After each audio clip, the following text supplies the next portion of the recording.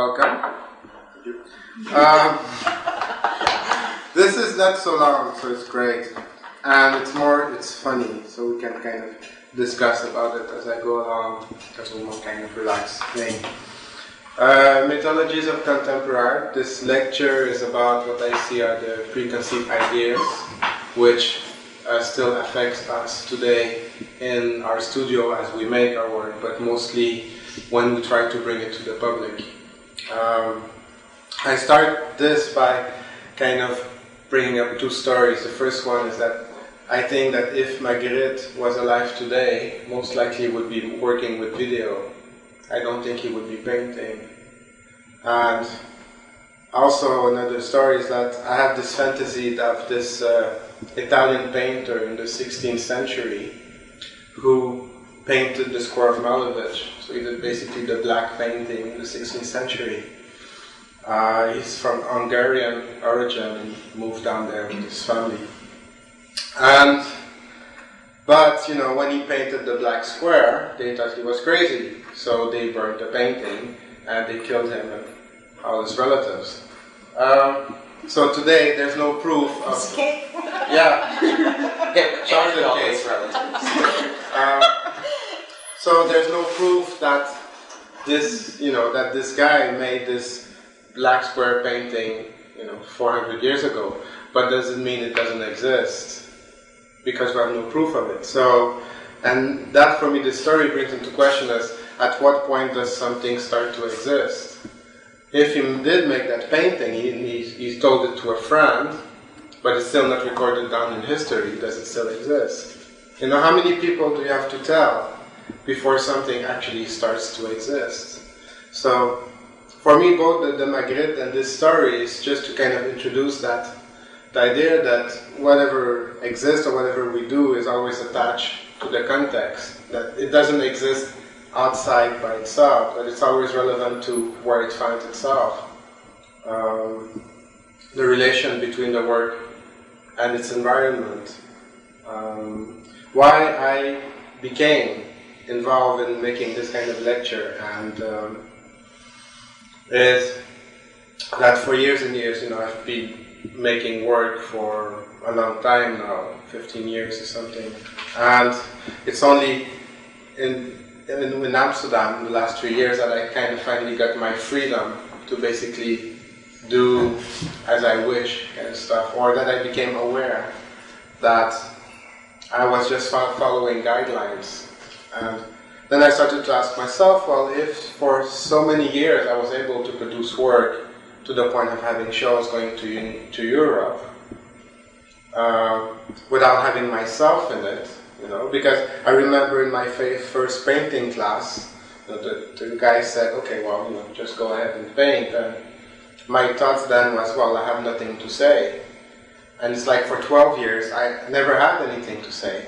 But I was still able to produce a lot of work and to have exhibitions and to end up in Europe. So then I had to ask myself, well, how is it possible that if I was not involved in what I was doing, I was still able to function so well? And that's when I say, well, that's because there's a lot of rules and there's a lot of guidelines. And as long as you follow them, then you just end up working, And so these are these rules that I want to bring about, because these rules have nothing to do with creativity or with personality or with a kind of form of expression. For me, one of the first mythology or golden rules of art is even one step behind, is this belief in objectivity. Like when I was in school, when you go to art school, art history is about who did what when. So you just learn this. They don't try to get the discussion into why they were doing these kind of work in this epoch. It was more like, this is this and this is that. And it's the same thing in painting and in sculpture. In painting, there was this golden rule, which I never saw, but it was always there somehow in class, and then the teacher would come and would say, well, if we take the ruler, we compare it, it doesn't work. So there was these form, colors, symmetry, and all these things. So they always had the feeling that there was this this, the 10th commandment of art making, to which we're always being measured to, so that there was this objectivity there. Why for me, I don't believe in any type of objectivity, that for me any experience is subjective, is by looking in how we interpret a work of art, how we come in front of it and how we look into it. And I see it as the most basic thing is you have the viewer, you have you and you have the thing in front of you. So it's basically a one-to-one, let's say, relationship. Example of why, for me, the difficulty of being objective is, let's say, you're in a classroom with a teacher present, then that will influence you in what you're going to say, as if you're alone in a museum and just thinking to yourself. Or if what you're looking at was a present from your nephew who just gave it to you. Or if it's an artist that you actually hate personally and has nothing to do with the work. So all these things, having a teacher present or having not a teacher present, having to speak in front of a class as opposed to in a private, for me will bring up different evaluations of the work, different perception. The same thing as if you see a work in a museum, or you see it in the artist studio, or if you see it while you're on vacation somewhere in Spain. Again, all the context is going to affect how you're going to perceive this work. And one of the strongest example of how much it affects is you just have to look at the art of the mentally ill people. Because they are mentally ill, because they are an institution, it is not to be considered art. But that's just because they are in there. There's no other reason than that context. And that's how much the context will go and interact. And that's what for me is like, what's the outside context, or where you find yourself, the people you're with, in which kind of establishment you are.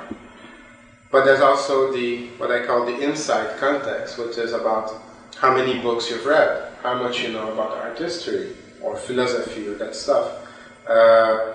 What kind of education you had, family, were you brought up to be curious or not curious. And it's, as a fact, it's impossible for all of us to have read the same book, so we don't start with the same amount of information. And an example of where that is important is like if we look, again, Malevich, The Black Square of 1915, one would say, wow, it's amazing. And if we see one by Joel Schmo in 1960, we're just going to say, wow, it's been done, it's nothing there. And if one day we find one done in 1828, we're going to think, wow, this is amazing. So it has no longer to do with the work, but now it's actually in the context of history in itself. So even the evaluation will be affected by that kind of information. And at another level, you're in the classroom, if you have a hangover from last night, or if you're in a hurry to go to the toilet, or let's say you'd rather be on vacation, or you're dying for a cigarette, then all these things are going to affect how you're going to talk about the work. So for me, taking all these things into account, it's very difficult for me it's actually impossible to say that two people can actually have the same perception of an object, just because of their personal relationship with the environment, the books they've read, and how they feel about themselves, or things like that. So why, if for me that is so obvious, why are we so much under this illusion, which I call an illusion, of that there's an objectivity in the world, and that everybody is using it as a ruler to compare everything? Well, if we start that, I would say that if we come basically from the same cultural background, and you have the same kind of education, family, then when you come up against the context, you will more or less see the same thing, because we were both taught to see the same thing. But when you agree on this interpretation, it's an illusion still, because that's as long as you stay on the surface. So by example, if I put a book on the table and we say, well, is it a big book or a small book? Well, more or less we will agree. Is it clean or is it dirty? But then if you start to go deeper, is it literature or is it garbage? Should we burn it or should we not burn it? Is it really, that? So as long as we just stay on the upper layers, then we'll have this illusion that there is this subjectivity, this thing we agree upon. But if actually we go further in, then it's going to be quite hard to actually come to exactly the same point. What I find problematic with that is that as long as we believe in this objectivity, then you will find yourself in a situation of evaluation where one interpretation of a person will be imposed on the other one. That's where I find this problem with believing in objectivity. So then, when two people talk about a work, I would see it more as a comparison between different ways of seeing, different ways of thinking and analyzing, but not one that is better than the other one. Because objectivity is what that situation creates. It's basically saying, because I believe in this objectivity, my opinion is better. So at that point, okay, so then everybody's equal, which is what I think is the benefit of interpretation and of exchanges. So we cannot say that one interpretation is better than another one, but we can say that something is better adapted to the context with which you want to identify. So the concept of adaptation as opposed to better is that it takes the interpretation and it contextualizes it. So an example is a car. A car is not designed for a dog or a baby to drive. So a car is adapted to the use of an adult. So you can say that the car is better suited for an adult, that they both share common elements together. So there is this. You can use this concept of adaptation of. How can I say that something is better equipped or better functions better within that context, and in that sense, when we interpret an artwork, we are actually doing the same thing. Whereas we basically, with our eyes, we're saying, well, how many correspondence do I find there in what I find here is a work of art?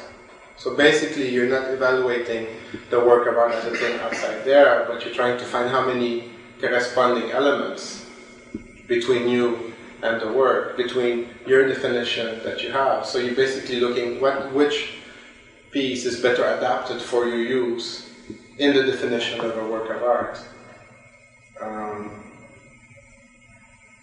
So then, what this means is that in your head, through art history, through your courses, through your experience, you will have learned a set of conventions, because you will have a definition of what is a work of art and what is not a work of art, because you're basically projecting out there what you have in here, trying to see what fits with what is in there. For me, the experience or the evaluation of a work of art is not as there's this thing out there, totally separated from you, and then you are there evaluating it. For me, there's no artwork out there. The artwork is actually the relationship that you establish with the thing. And that's a bit what I was talking about last week, about the relation between in here and out there. So that because the experience of looking at an artwork is basically you projecting on whatever's out there, does it fit as what I see as an artwork? So it's the relationship that actually creates the artwork. It's not this thing out there which possess, you cannot say, it's not like sugar in a bowl, like art in a form. The art is actually in the relation of looking of comparing what's there and to see if it fits with what you think about it. So then what do I find in today? What are these conventions? You know, what would be some of the biggest guidelines that we use in every day when we try to find an artwork, when we try to have what I call an art experience? Well, for me, the first mythology or convention about an artwork is that, first of all, you must it's the one of contemplation, which means you walk and then you stop and you just look. You know, it's like, how many things in life do we actually do that besides TV? You know, that you actually sit and just look. So actually, the fact that you actually stop and concentrate your experience on a specific object is part of the art experience. But at this level, we still have religion, because religion is about also contemplation, or listening to music, or looking into a lover's eyes. All these. So it's still not enough, but that's the basic. You just need to stop and look at the thing. That's one of the major elements of getting an art experience.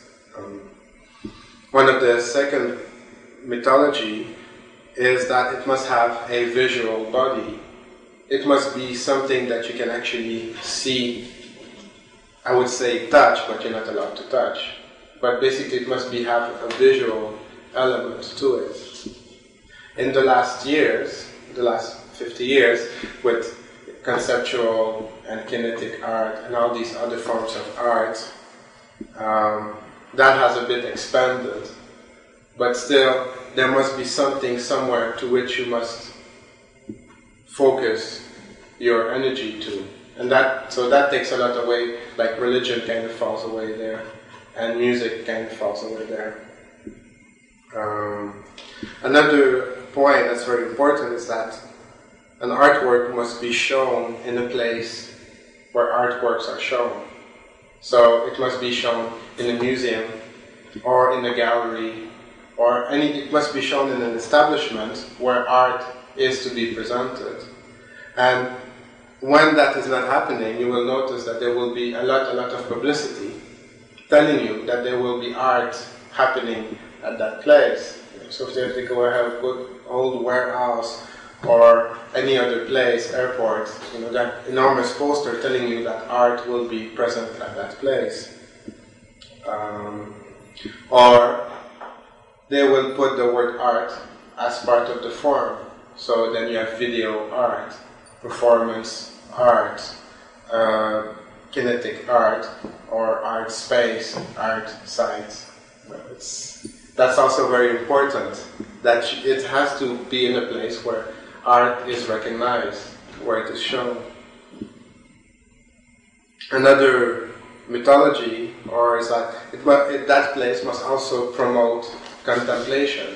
So it's not enough that you kind of just stop and look, and it's not enough that it's in a space where art happens, but it must also, that's why we put in the middle of the wall, you know, to make sure you don't miss it. Because if it's down there on the ground, you might just walk and not see it, you know.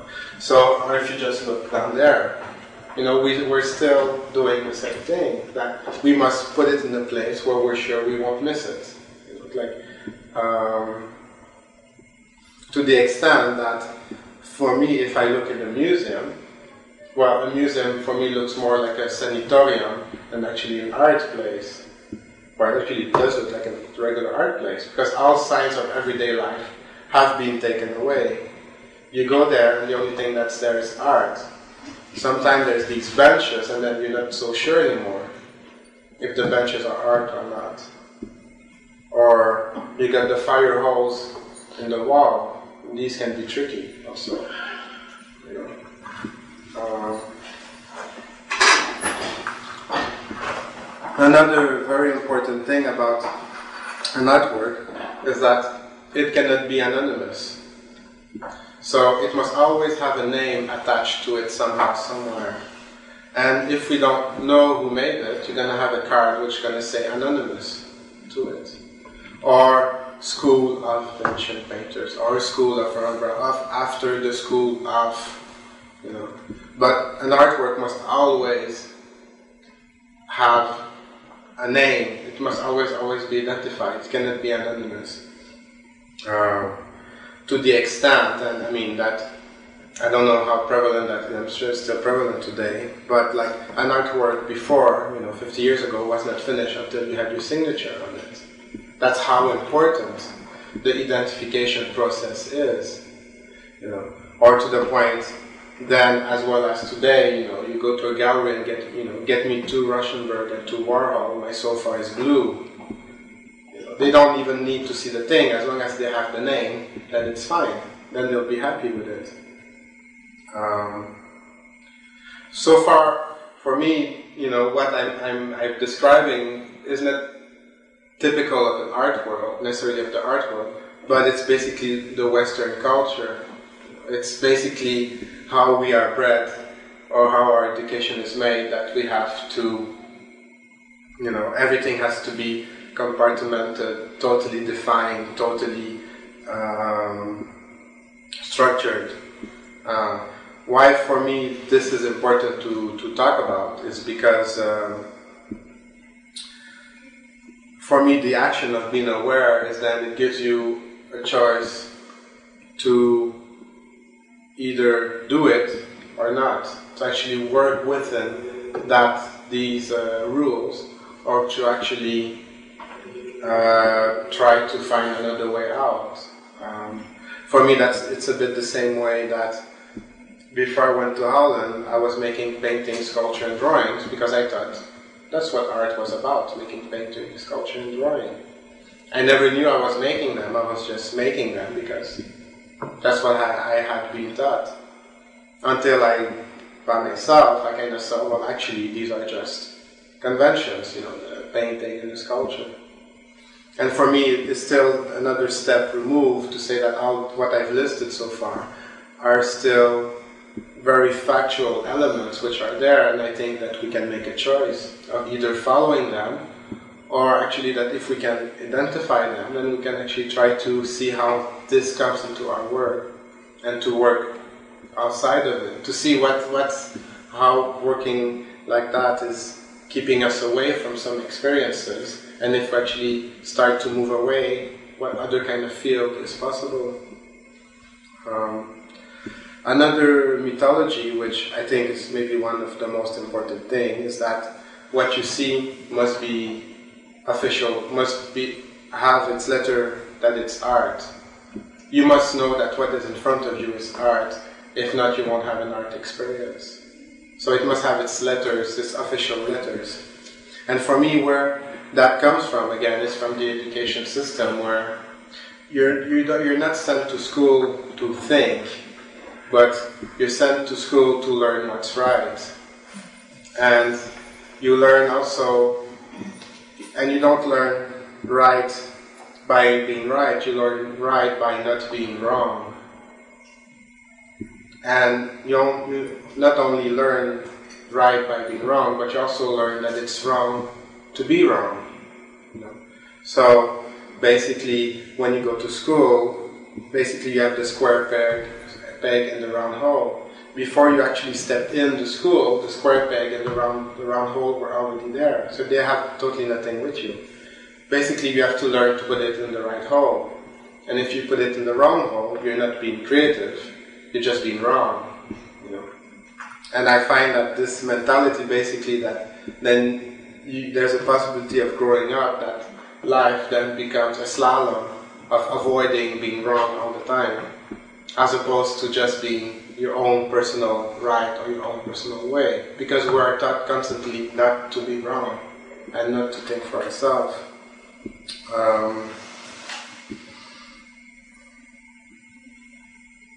What conventions define in mythologies? Wouldn't be good on TV.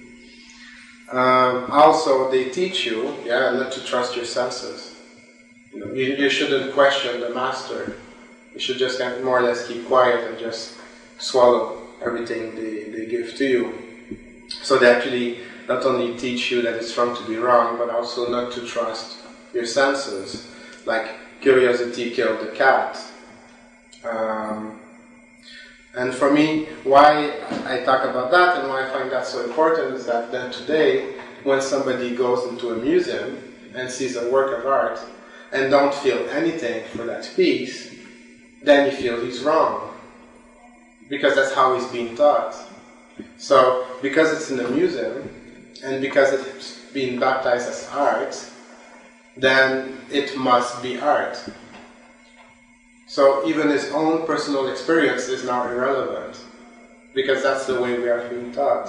You know, that when something is official, and following this convention, then the person there, if he doesn't understand, then he is wrong. So there's something wrong with him.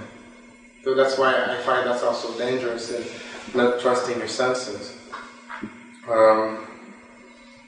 Another important mythology is that a work of art must be useless. It cannot have any functional use. That's been the problem with crafts and with weaving. And these guys are fighting, like photo, basically was in that position 150 years or even 30 years ago. And now photo is kind of semi-accepted on the equal footing as painting and sculpture. Now it's crafts who are slowly, but they're still quite functional. But so now we have like design, because if art is functional, then it becomes design. So it's not art anymore. So your artwork must be useless. It must just be there and not being able to open the can or something. And for me, one last mythology is that an artwork must be expensive. Because if it's not expensive, then it's like there's something wrong here. It doesn't fit. They don't trust, and that's a joke. But it's a real joke. If you have a print and you sell it for $30, you won't sell it. If you sell it for $300, there's more chance you will sell it because oh wow, it's worth $300. That's good. Why I kind of make a list of all these things and I bring it like that is that for me, if you fulfill all of the 8 conditions within this culture, you will be having a work of art in front of you.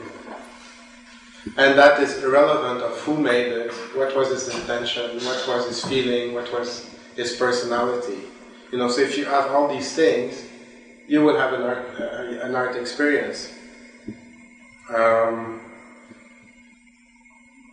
With no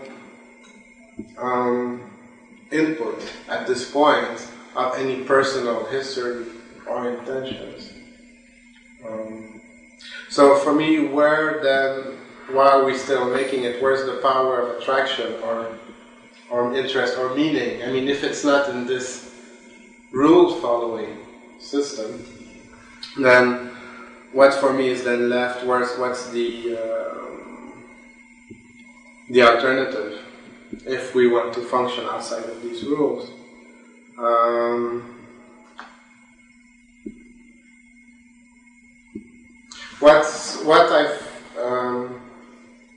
Before I kind of say it, I just want that I started to talk about Magritte and my Hungarian-Italian painter to see that something doesn't exist, that Magritte would be influenced by the context of where he lives today, and that this Hungarian-Italian painter is dependent on other people seeing him, so the relation between you as an artist and what is happening around you.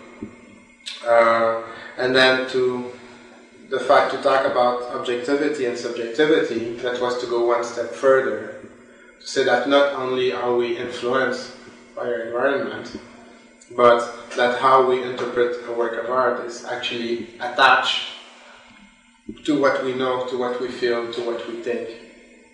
And then all of these interpretations are equal in themselves. There's not one that is better, but they're all equal evaluations depending on our relations with it. And to the point that the actual, for me, experience of a work of art is one of actually projecting your definition or your use of a work of art on the thing itself, so that actually there's for me, there's actually no work about art out there. There's only the relationship between you trying to look or to identify what you need out there. So for me, it's like, instead of concentrating on this ongoing discussion about the things out there, like is this art or is this not art, for me, I think what is more, the way I should see things going or moving is that art should be viewed as a relationship and not as something outside. And the direction I would give in thinking about it, as opposed to plastering conventions on it, is that for me to try to find meaning in a work of art is in the same way as to try to find love between a mother and her child, or to find consciousness within the brain. And that for me is more, if we're busy with art, that's the, if people really want to look into it, I think that's the way it should be looked into. And not as a thing outside, but actually as a total, where the sum is more than its parts. So it's neither the thing, it's neither you, but it's actually the process happening. Thank you. That's my expose.